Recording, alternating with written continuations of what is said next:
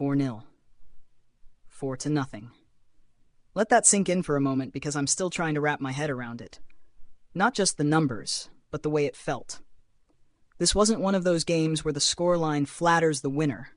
No, this was Bayern Munich taking Tottenham by the scruff of the neck, shaking them until the buttons fell off and then strolling away without so much as a hair out of place. And here's the maddening part. It was pre-season. The match didn't matter. At least not in the way a cup final or a relegation decider matters. But somehow, it did matter. Because you could feel the gulf between the two sides in every movement, every pass, every little duel that went one way more often than the other. There's a particular kind of footballing helplessness you only see when a good team faces a truly great one. And Spurs? They weren't helpless for the full 90, but they were certainly staring at the big "Do Not Enter" sign Bayern had hung across the halfway line. You know when you walk into a room and everyone there just knows more than you?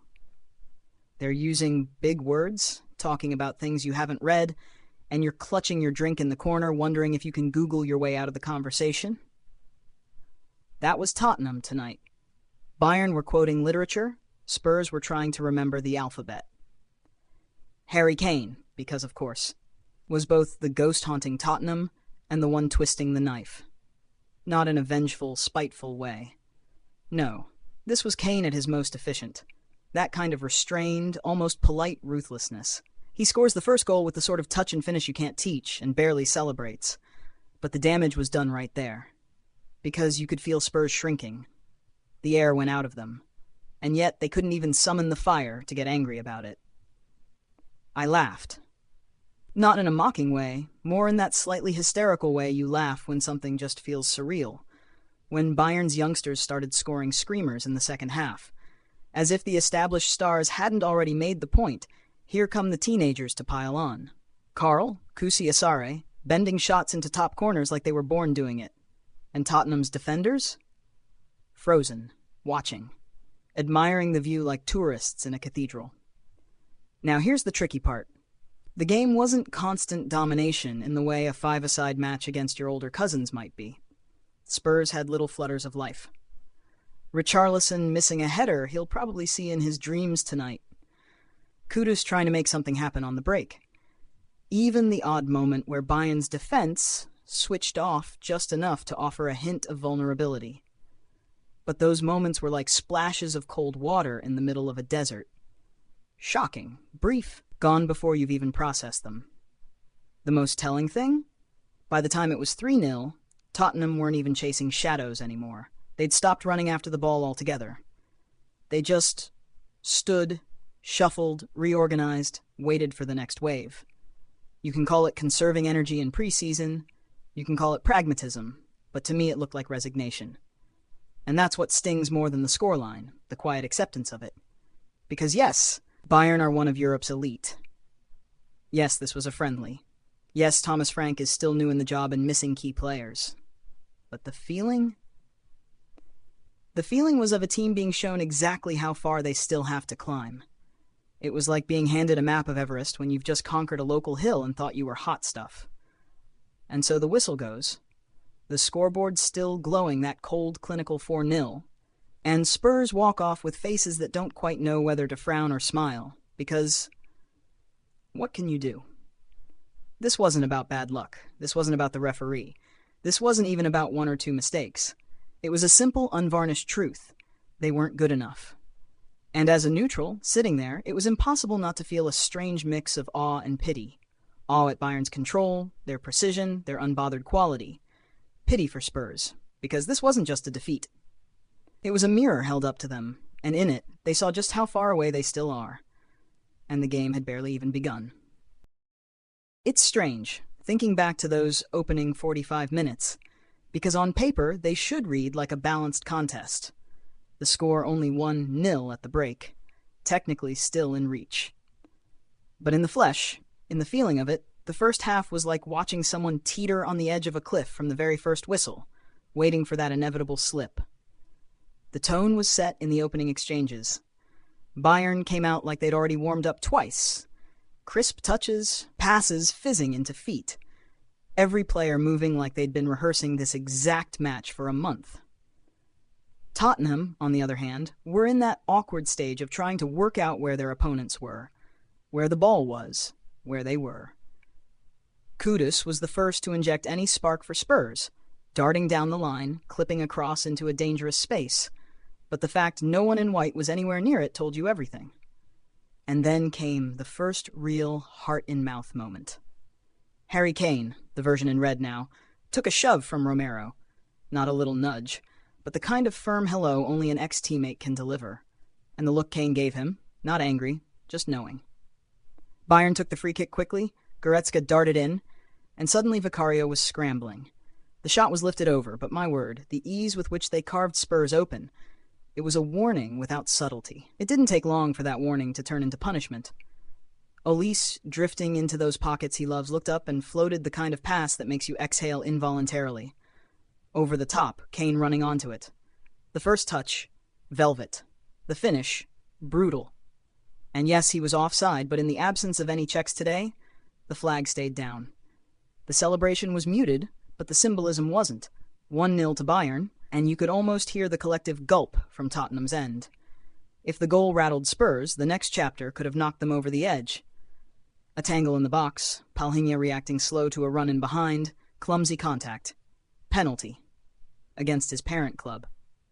You could see the horror dawn on his face as the referee pointed to the spot. And of course, Kane stepped up. But what followed was pure slapstick. A slip at the crucial moment, the ball launched into the summer sky, still rising as it cleared the stadium. There was a ripple of disbelief, laughter in pockets of the crowd, but for Spurs, it was a stay of execution. Did they use that reprieve? Not really. Bayern simply kept stacking chances like poker chips. Coman pulling defenders apart, Goretzka with shots from the edge of the box, first scuffed, then drilled just wide. Spurs tried to bite back, Richarlison getting a rare sight of goal from distance, but Neuer collected it like he was picking up laundry. The German champions' control was suffocating. Pass after pass in the final third, Tottenham chasing but rarely catching. The frustration began to bubble. Richarlison thumping the turf after another attack broke down. Romero flying into tackles with the recklessness of a man forgetting this was supposed to be a friendly, earning himself a yellow card for chopping down Kane from behind. And there was a surreal comedy in seeing Spurs' new captain gesturing furiously at the referee, as though indignation could disguise the gap in class. By the time the whistle went for halftime, Bayern had racked up shot after shot, 15 in total, and somehow only had one goal to show for it. Spurs? 6 passes in the final third. Not shots. Passes. That's the kind of stat you don't need to see on a screen to feel in your bones. You could tell from the way Tottenham's forward line spent most of their time tracking back, from the way Palhinha kept giving the ball away, from the sheer absence of menace in white shirts. The truth was, Bayern should have been out of sight. The only reason they weren't was a cocktail of wastefulness and Vicario's occasional heroics. And if you're Thomas Frank, walking down that tunnel, you're not thinking, we're still in this. You're thinking, how do I stop this turning into a lesson we'll all want to forget? And yet, deep down, I think everyone watching knew the second half wasn't going to be merciful. The second half didn't so much begin as it did pick up exactly where the first had left off. Bayern on the ball, Tottenham chasing it like a shadow they could never quite catch. The changes at the break gave Spurs a glimmer of intrigue.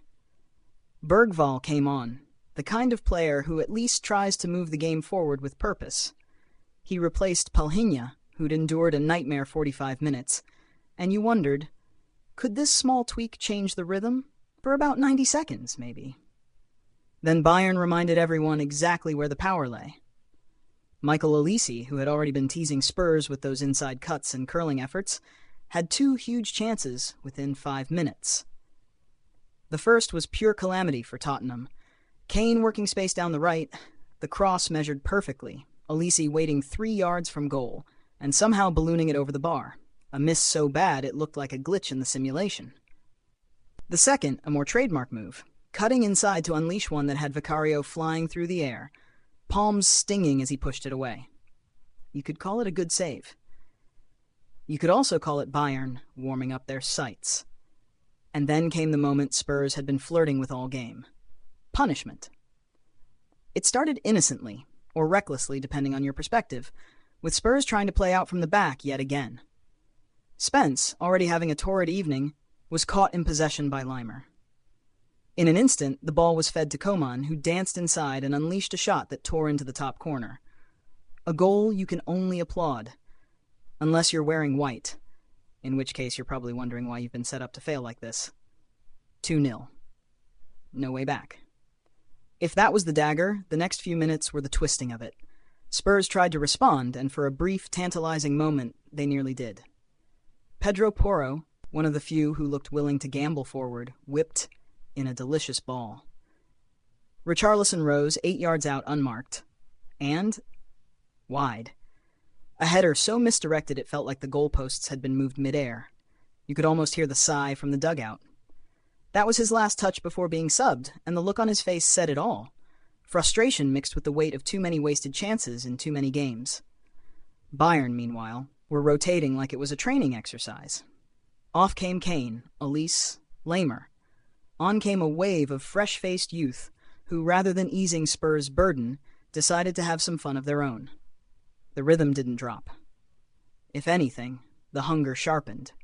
And in the 75th minute, 17-year-old Karl stepped up with a finish that belonged to a veteran, bending it from distance into the far corner. 3-0, and by now Tottenham's defensive line was just a loose concept. The fourth was almost cruel in its beauty.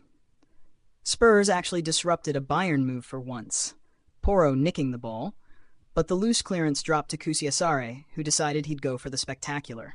22 yards out, a swing of the boot, and the ball was screaming into the top corner before Vicario could even blink. 4-0. The scoreboard glowing like a taunt. By then, the match had shifted into that strange zone where the result is settled. The crowd is half in celebration, half in disbelief, and the players' minds are already in the showers. Spurs weren't pressing anymore. Bayern weren't even breaking a sweat. Every pass from the German side was still crisp, every movement still coordinated, but the urgency had gone. Tottenham had long since stopped believing in a comeback. They were just trying to stop the bleeding. And yet, what made it all the more striking was how casual Bayern looked while doing this. No wild celebrations, no overexertion, just a quiet dismantling. Like watching a chess master remove your pieces one by one, knowing exactly how the game will end, but letting you play on anyway. When the final whistle went, it wasn't an explosion of noise, more a collective exhale. Spurs had been shown, with almost surgical clarity, the gap they have to bridge. And Bayern? They looked like they'd just completed a brisk jog. Individual performances. Let's start at the obvious axis around which the whole evening spun. Harry Kane moved through the game like a man who knows every corridor of this stadium and every corridor of this sport. The finish for the opener was velvet and steel in one motion, as if the ball had been persuaded rather than struck. Even the missed penalty could not smudge the authority. He drifted into pockets, stitched moves together, pointed teammates into better light. It was leadership without shouting, the kind that makes the pitch feel tilted. Michael Elise was a storm in slow motion. He toyed with the right flank, hips loose, eyes scanning, forever on the verge of the dagger pass or the curled shot. Yes, he skied one from a distance you could measure in footsteps, the sort of miss that would swallow a lesser player whole. It did not swallow him. He kept asking for the ball, kept daring defenders to step in, and more often than not left them grasping at vapor. Kingsley Coman felt like the spark plug in a machine that already hummed. The goal was a painting, framed in the top corner. More than that, he kept forcing mismatches. Inside, outside, pause, burst. He had Pedro Porro and Jed Spence second-guessing their own feet. Leon Goretzka was the metronome who occasionally tried to be the drum solo, a couple of siders from the edge that whistled wrong side, but his timing into space made everything around him easier. Konrad Laimer was the kind of nuisance coaches adore and forwards fear. He pressed with intent, pinched the ball for the second, and never once looked like he might downshift. Behind them all, Manuel Neuer had the air of a man in a well-tailored coat checking the weather through a window. When called upon, steady. When not, He managed the tempo with the calm brutality of perfect distribution. And then the youngsters, those glittering cameos that make supporters blush. Carl bending one into the far corner at 17, like it was the most natural thing in the world. Kusiasare stepping into a loose ball and treating it as an invitation to write his name across the evening. There is a special cruelty when youth combines with audacity. Tottenham felt all of it. Now the other mirror. Guglielmo Vicario did what he could, and a bit more. He flew, clawed, bellowed, and for a while his hands held back the tide. He deserved better company. Cristian Romero was a tempest without navigation. The early chop on Kane, the barking at the referee, the constant teetering on the brink. Passion unanchored is just weather, and Bayern sailed right through it. Mickey van de Ven fought fires with honest lungs, making clearance after clearance, but you do not beat a forest with a bucket. Jed Spence looked like a fullback playing a different language. The intention was there, the legs were there, but the choices wobbled. Getting robbed for the second was not an isolated misstep. It was the headline for a chapter about discomfort. Pedro Porro offered more thrust, even delivered the one truly golden moment for Tottenham with that whipped cross, but the defensive reads kept asking more questions than he could answer. Joao Palhinha had the kind of 45 minutes that linger. The late feet for the penalty, the heavy passes, the sense of arriving half a beat behind the music. He will win duels and win hearts over a season, but tonight the rhythm ran away from him. Lucas Bergvall came on and at least played forward, brave in possession. Not perfect, but brave. And that matters when the room is closing in. Mohamed Kudus carried the ball like a promise. He slipped past bodies, tried to break the lines alone when the midfield would not join him. You could feel the frustration when the moves died from lack of companionship. Brennan Johnson on the left felt like a puzzle unsolved. He tracked, he tucked, he waited for the pass that never quite came. And Richarlison, oh Richarlison, the header will rattle around his skull like a loose coin. He fought, he battered, he snarled. But when the one chance arrived, he sent it wide, and with it went Tottenham's last thread of defiance. Thomas Frank stood in the technical area and learned about his team the hard way. He learned what happens when the press is a step late, when midfielders misread the map, when courage needs an outlet and does not find one. He learned, too, that there is potential in Bergvall's stride, in Kudus's defiance, in Porro's delivery. But potential is a sketch. Bayern brought the finished painting. If you wanted a microcosm of where both squads stand, this was it. Bayern's stars shone, their framework held, and their children danced in the space the elders created. Tottenham's best performers were a goalkeeper under siege, a winger chasing ghosts, and a right back who crossed like a dream and defended like a wish. That is not shame, that is diagnosis. Nights like this do not bury you. They reveal you. And so we close with the feeling that lingers. Admiration for the victors, a sympathetic wince for the vanquished, and the promise that football, in its ruthless honesty, always gives you another chance to rewrite the story. This has been Across the Pitch. Over and out.